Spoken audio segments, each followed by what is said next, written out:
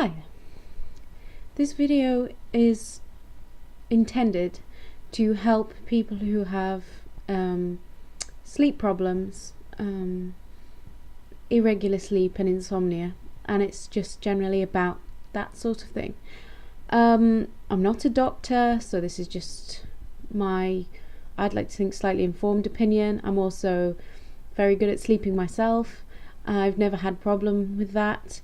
Obviously everybody's different, everybody's got different reasons why they're not sleeping properly, but I think that when I've spoken to people, a lot of the time they're making quite obvious mistakes and they're kind of to blame themselves for it.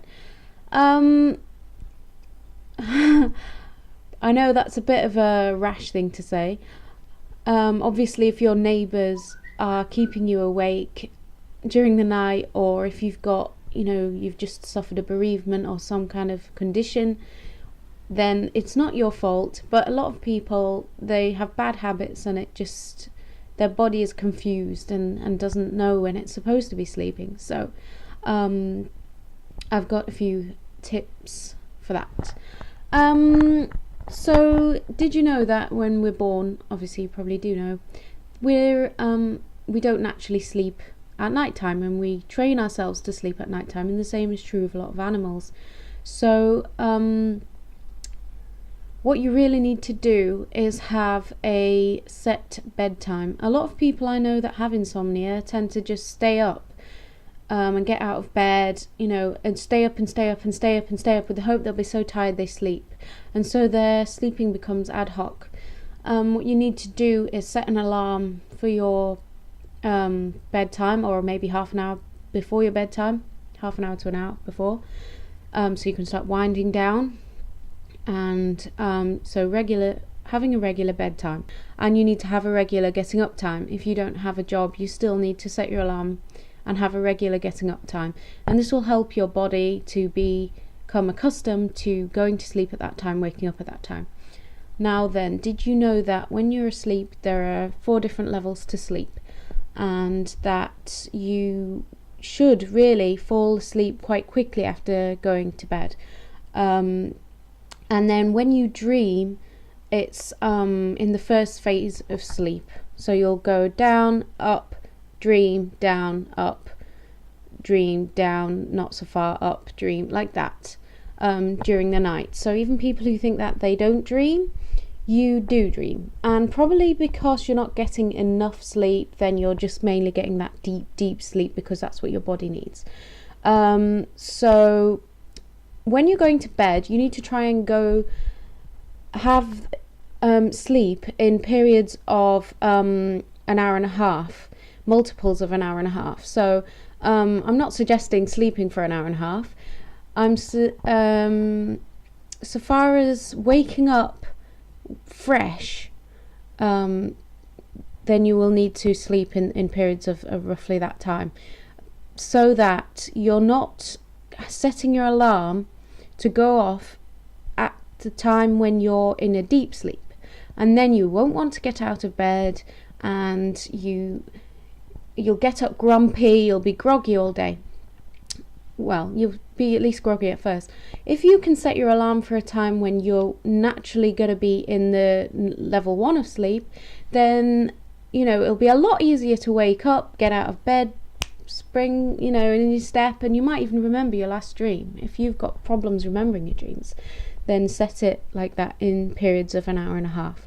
So something like 6 hours minimum, 7.5 is great, or 9. Okay.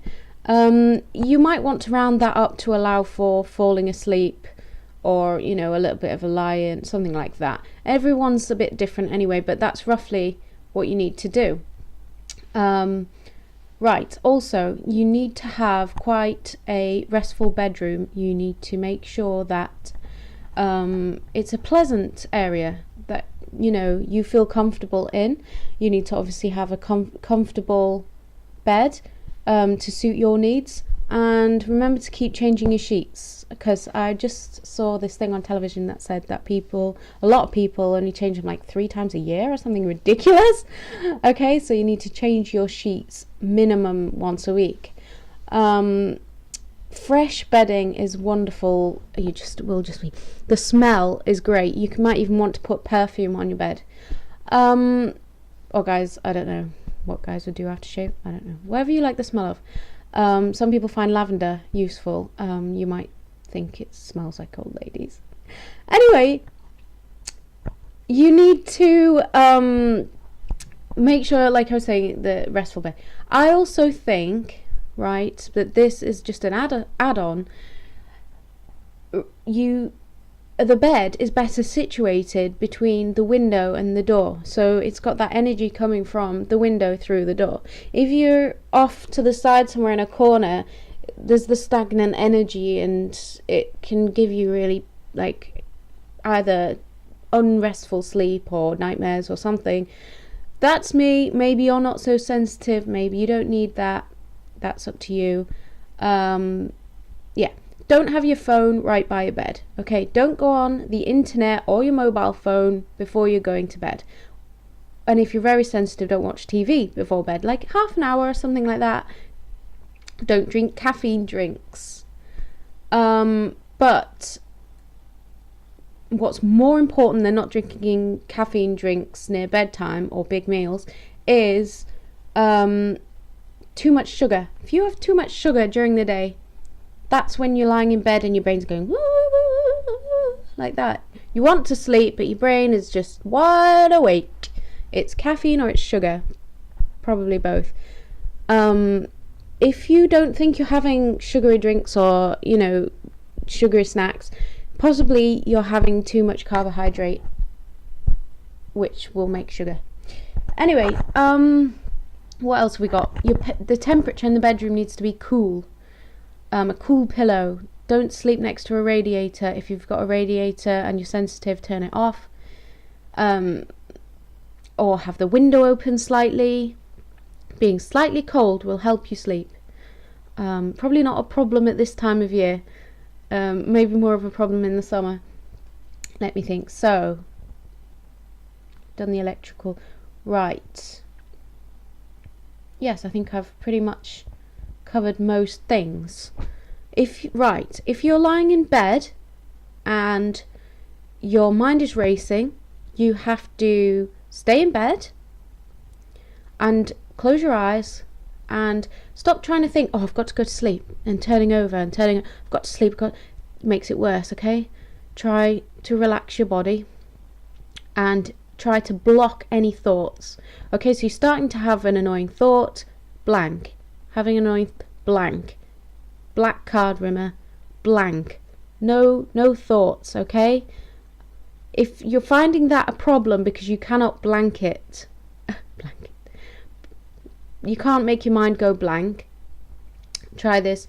You breathe in and you say 1, you breathe out, you say 2, and you only say 1, 2, 1, 2 with your breaths, normal breathing. 1, 2, 1, 2, and just say that, and you'll end up concentrating on the numbers, and before you know it, you'll be asleep. Always works. If you have to, take some calms. If you're under stress, take some calms 2 calms pills. They're natural, they're not addictive, but they do contain hops, so you might be sensitive to that, and they might cause bloating. Anywho, yeah, so try that. Don't count sheep or whatever, and don't stress that you can't sleep, and don't get back out of bed and go to bed later and later and later. Okay, so you've got your wind down time. Maybe you're going to read in bed instead. You're not going to be on your mobile phone. You're going to not have electrical things in your bedroom. The last thing that can help, if you're not I've done the mental thing where you've got to try and relax your brain. The physical thing, you've got to try and get out of breath during the day.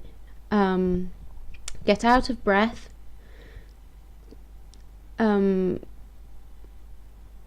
Try and, walk somewhere if you haven't got a job, or even if you have a job and you're driving all the time. Get a good brisk walk on, or do some jumping jacks, do something to get out of breath for half an hour, and you will find you will sleep like a baby. Exercise is so important for sleep. Oh gosh, my computer's gone. Anyway, so I'm going to wrap it up now. I hope that's given you some helpful tips. Everybody's different. I understand you probably say, well, this isn't going to work, this isn't going to work, blah, blah, blah. If you follow them all, it really should work, unless there's something physically wrong, or, you know, on your mind, or, like I said, really noisy neighbours or something. I mean, you could try, earplugs are great. Earplugs, if someone's got the TV on in the other room, put your earplugs in, like a baby, because it's the first stage of sleep where something like a noise could wake, or a light could wake you up. Past that, you should sleep through it, and you need that first deep bit of sleep. That's the most important bit, and you need the dreams to help work through all your problems. You might not remember them, but I think you'll find if you wake up, like I said, just after your dream, you should remember your dream, which is fun. The last one I had, well, not the last one actually, the one I had last night the one I remembered isn't very interesting, but the one before that, I was in a pub, and it was run by Oriental people, and saying that because I don't know which type of Oriental people, and I got chatting with this guy, and I think I'd been backpacking, or he had, and they asked me for ID, and they didn't want to serve me, and I had a bit of a thing with them about how old I was. And then there was this piece of paper with a circle cut out of it, and we all had one, and I tried to give it to them, and they were saying, no, it's got to be a complete one, we won't take that, it's a fake or whatever. I don't know what the piece of paper was. I think it was, we were choosing what type of film we were going to watch, because they were going to show a film. And the guy who I'd sort of befriended, which wouldn't really happen in real life, don't generally talk to strangers in pubs, he said, oh, go on. He tried to convince them that I was on the level, and they went for it, but I don't know why that was important, or why I would dream this circle cut out of this piece of paper. And then I remember the TV wasn't a proper big screen flat TV, it was an old-fashioned box TV, and I was thinking, and I can tell you exactly the layout of this pub with all the wood floor and where the bar was and everything. I don't know why I remember these kind of dreams that don't seem to signify very much. I'm always remembering my dreams, and some people don't, so maybe you find that interesting, maybe you don't. It's not the best, but it's not the most boring, because some of my dreams are just like real life. Anyway, I'm gonna go because this is getting long, but I do hope that has helped any of you with sleeping problems. I've helped other people previously with sleeping problems, so good night and God bless.